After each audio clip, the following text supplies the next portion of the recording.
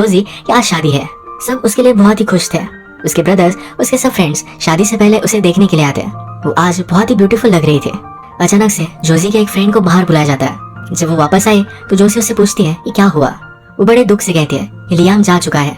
Liam हमारा और एक मेन कैरेक्टर है और उसके साथ ही आज जोसी की शादी थी। ये सुनकर जोसी को बहुत बड़ा शॉक लगा। इसके बाद मूवी में डायरेक्टली 8 साल बीत जाते हैं। लियाम एक सिंगर है और उसे एक बड़ा सा शो करते हुए हम देख सकते हैं। इसी शो में उसे एक लड़की पसंद आई थी तो अपने मैनेजर को कहता है कि उसे एंट्री दे देना। आज रात लियाम उसी लड़की के साथ इंटीमेट हो गया। जब सुबह होती है और लियाम को होश आता है तो लड़की बहुत ही एक्साइटेड है। वो रूम में ही कूदने लग जाती है और लियाम का फोन फ्लोर पर था, इसी वजह से ये टूट गया। लियाम ये देखकर बहुत ही अपसेट हो जाता है। जल्दी से फोन लेता है, उसे स्टार्ट करने की कोशिश करता है पर ये हो नहीं रहा। जल्दी से होटल के स्टाफ के पास जाता है। वो बहुत ही बड़ा स्टार है तो आसपास के सब लोग उसका पीछा करने लगते हैं। होटल के स्टाफ से पूछता है कि मोबाइल का शॉप कहाँ है।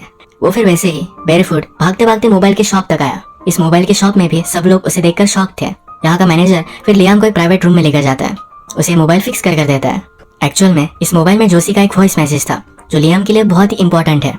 इस मैसेज को हमेशा सुनता रहता है। इसके बाद वो अपने होटल में आया। उसका मैनेजर उसके लिए बहुत ही वरीड था।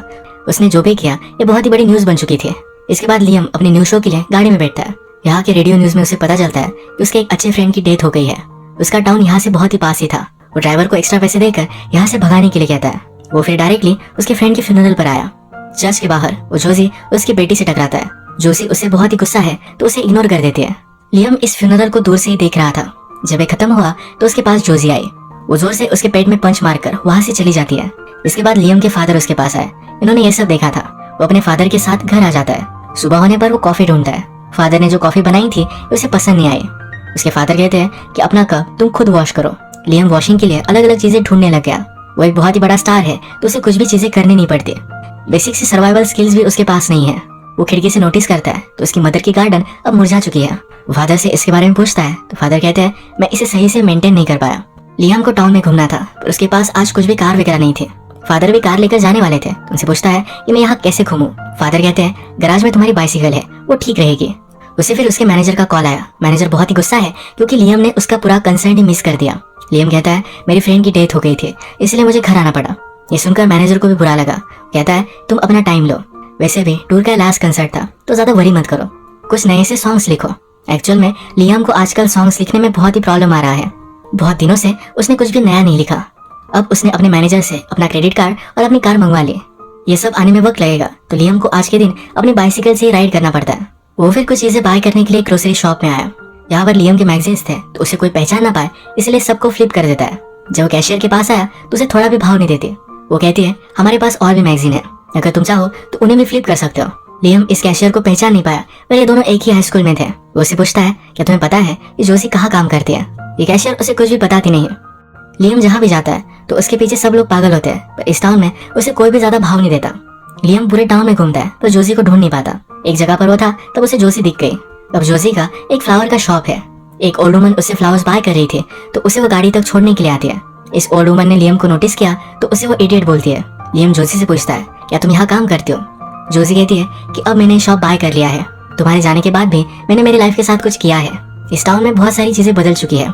जब तुमने मुझे छोड़ दिया तो पूरा टाउन तुम पर गुस्सा था पर हमने कभी भी किसी रिपोर्टर से बात नहीं की क्योंकि इस टाउन में हम सब लोग एक दूसरे का ख्याल रखते हैं, तुम्हारे जैसे छोड़ कर नहीं जाते। वो कहती है कि अब तुम इस टाउन में बिलोंग नहीं करते। ये बात ही कर रहे थे तभी जोसी की डॉटर वहां आई। जोसी के डॉटर का नाम बिली है। ये सुनकर वो बहुत ही सरप्राइज्ड हो गया। वो बिली से बात करता है। उसे पूछता है तुम्हारी एज क्या है। वो कहती है कि 7 साल। लियाम को टाउन छोड़े हुए 8 साल हुए हैं तो उसे पता चल जाता है कि ये उसकी ही बेटी है। बिली के जाने के बाद लियाम जोसी से एक्सप्लेनेशन मांगता है। वो कहती है कि जब तुम चले गए तो तुम पर मैं बहुत ही ज्यादा गुस्सा थी। थोड़े वीक्स बाद मुझे पता चला कि मैं प्रेग्नेंट हूँ। उसके बाद मैंने मेरी सब एनर्जी इस प्रेगनेंसी में लगा दी। मैंने तुम्हें कॉल करने की कोशिश की थी, एक बड़ा सा वॉइस मेल भी डाला पर तुमने इसे इग्नोर कर दिया। मैंने तुम्हें इतने सारे मिस कॉल दिए थे पर तुमने नोटिस भी नहीं किया। तो मैंने रियलाइज किया कि अगर मेरी लाइफ में क्या चल रहा है इससे तुम्हें थोड़ा भी फर्क नहीं पड़ता तो शायद बिली को तुमसे मैं दूर रखूं, यही एक बेस्ट ऑप्शन होगा। एक्चुअल में बिली ये लियाम की मदर का नाम था। जब वो छोटा था तभी उसकी मदर की डेथ हो चुकी थी। वो जोसी से पूछता है तुमने उसे मेरी मदर का नाम क्यों दिया। जोसी कहती है तुम्हारे फादर को अच्छा लगे इसीलिए मैंने दिया। ये ग्रैंडफादर और ग्रैंड डॉटर एक दूसरे को बहुत प्यार करते हैं। इसके बाद लियाम जब घर पर आया तो अपने फादर पर बहुत ही गुस्सा था। वो उनसे पूछता है कि आपने मुझे मेरी बेटी के बारे में बताया क्यों नहीं। फादर कहते हैं मैंने बताया था। लियाम कहता है कि हमने तो 8 साल से बात नहीं की। फादर कहते कि एग्जैक्टली तुम तो अपना कॉल भी नहीं उठाते तो मुझे एक फैन की तरह तुम्हारे कंसर्ट पर आना पड़ा। वहाँ पर भी तुमने मुझे नोटिस नहीं किया। बाद में मुझे बैक स्टेज पर जाना पड़ा। वहाँ पर सिक्योरिटी गार्ड के पास मैंने गिड़गिड़ाया, तब मैं तुमसे मिल पाया था। अपने शो के बाद तुम नशे में थे। मैंने तुमसे जो भी बात की इसे समझने की हालत में तुम नहीं थे। लियम कहता है उस वक्त मैं बहुत ही बैड कंडीशन में था। फादर उसे कहते हैं कि तुम अभी भी ठीक नहीं लगते। फादर कहते हैं उस रात मैंने सोचा कि अगर तुम्हें अपनी बेटी के बारे में पता नहीं होगा तो ही ठीक रहेगा। तुम्हें हो क्या गया है?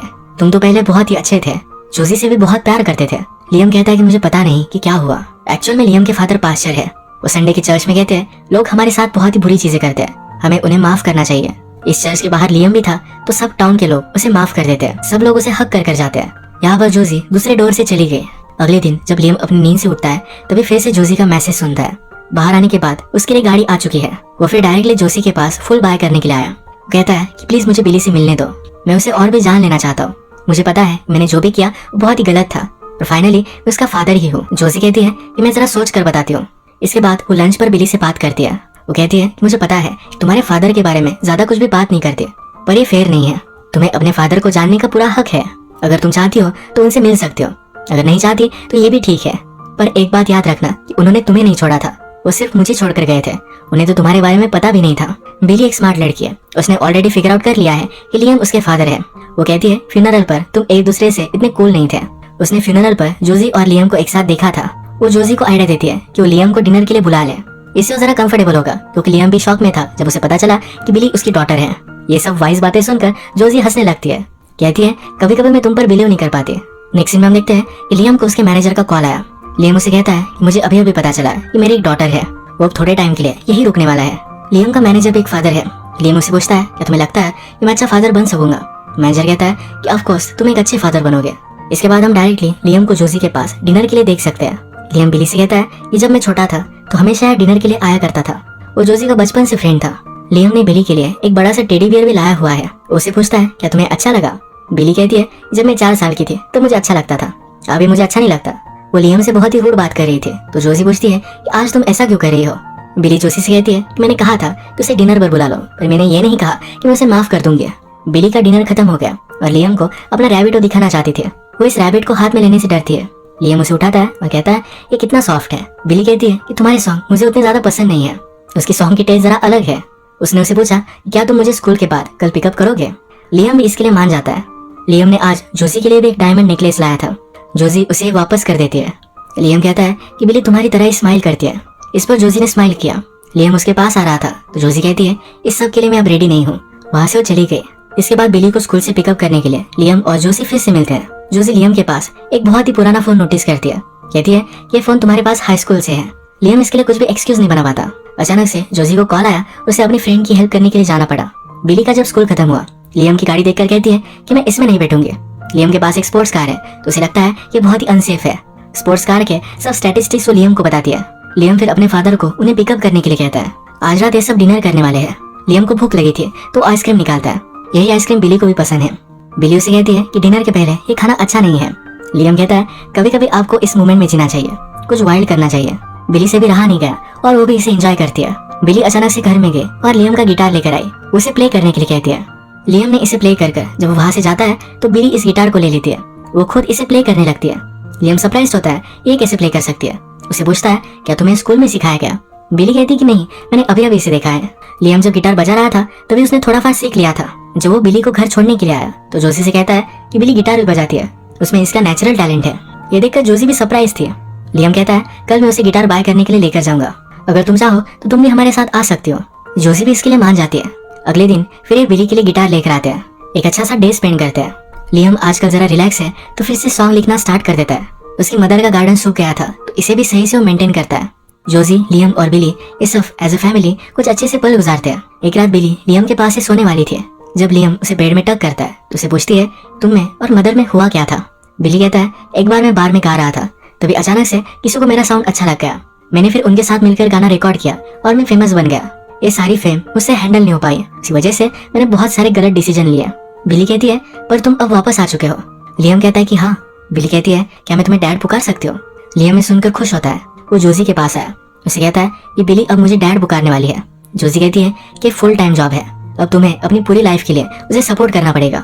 उसे जब तुम्हारी नीड होगी तुम्हें उसे हेल्प करना पड़ेगा। लियम कहता है मैं इसके लिए रेडी हूँ। जोशी जरा ड्रंक थे तो लियम उसे घर छोड़ने के लिए आया। वो कहती है तुम्हारे फेमस होने के बाद मैं कभी भी तुम्हारे साथ डेट पर नहीं आई। मुझे तुम्हारे साथ सिटी में जहाँ पर तुम बहुत ही फेमस हो वहाँ पर डेट पर आना है। लियम कहता है हम सैटरडे पर चलेंगे। अब हर रोज लियम बिली को पिकअप करता है। एक दिन उसने अपनी स्पोर्ट्स कार लाई हुई थी तो बिली कहती है आज मैं तुम्हारी गाड़ी में चलूंगी। बिली का ही डायलॉग उसे रिटर्न करती है कभी कभी हमें लाइफ में वाइल्ड होना चाहिए। वो भी अब अपने डैड के साथ कंफर्टेबल होने लग गई है। अब इसके बाद सैटरडे आता है। लियम जोजी को पिक करने के लिए एक लिमो भेजता है। वो कहा जा रहे हैं कि जोजी को पता नहीं था। इसके बाद वो फील्ड पर आए जहाँ पर लियम ने एक हेलीकॉप्टर बुलवाया हुआ था। ये फिर इसी चॉपर से सिटी में आए। सिटी में लियम का सब लोग वेट कर रहे थे। सब रिपोर्टर्स उसे जोजी के बारे में पूछते हैं। लियम कहता है यही मेरी जिंदगी का प्यार है। इसके बाद ये बहुत ही अच्छे से डिनर प्लेस पर आए। यहाँ पर सब लोग डांस कर रहे थे तो लियम और जोजी भी एक दूसरे में डूब गए। उन्होंने किस किया और सॉन्ग कब खत्म हुआ उन्हें पता भी नहीं चला। आज की डेट उनकी बहुत ही ब्यूटीफुल थी। एक दिन लियम, जोजी का ब्रदर और ये सब फैमिली लंच कर रहे थे। अचानक से बिली चोक होने लग गए। जोजी के ब्रदर ने नोटिस किया और बिली को हेल्प करने लगता है। लियम को पता ही नहीं था उसे क्या करना चाहिए। बिली को चोक होता देखकर वो फ्रीज हो चुका था। वो वही खड़ा रहा। लियम आज कुछ भी कर नहीं पाया तो वो बहुत ही सैड था। एक बार में वो चला गया। इसी बार में फिर जोजी का ब्रदर आता है। कहता है कि आज तुम फ्रीज हो चुके थे, क्या तुम्हें लगता है तुम एक अच्छे फादर बन पाओगे? मेरी सिस्टर को तुम्हारी वजह से बहुत ही तकलीफ हुई। मुझे हमेशा से पता था कि तुम कभी भी सुधरोगे नहीं। लियम बहुत ही ड्रंक होकर फिर घर आया।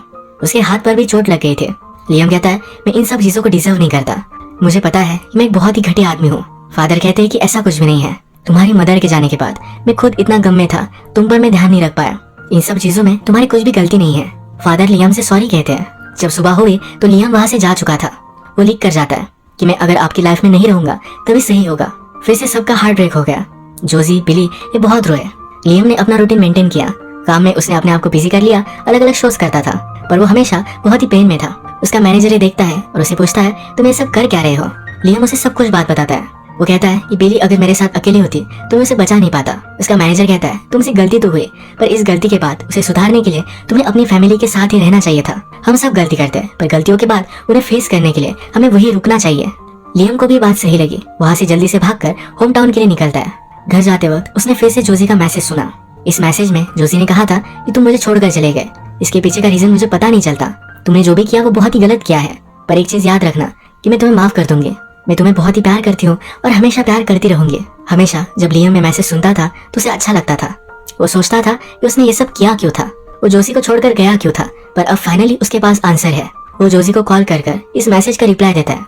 कहता है मुझे पता नहीं था, पर अब मैंने फिगर आउट कर लिया है। जब मेरी मदर की डेथ हुई थी तो मेरे आंखों के सामने हुई थी। मैं जितना प्यार मेरी मदर से करता था उतना ही प्यार मैं तुमसे भी करने लग गया था। मैं फिर बहुत ही डर गया। मेरी मदर की डेथ जैसी हुई, अगर वैसा तुम्हें कुछ होता तो मैं जी नहीं पाता।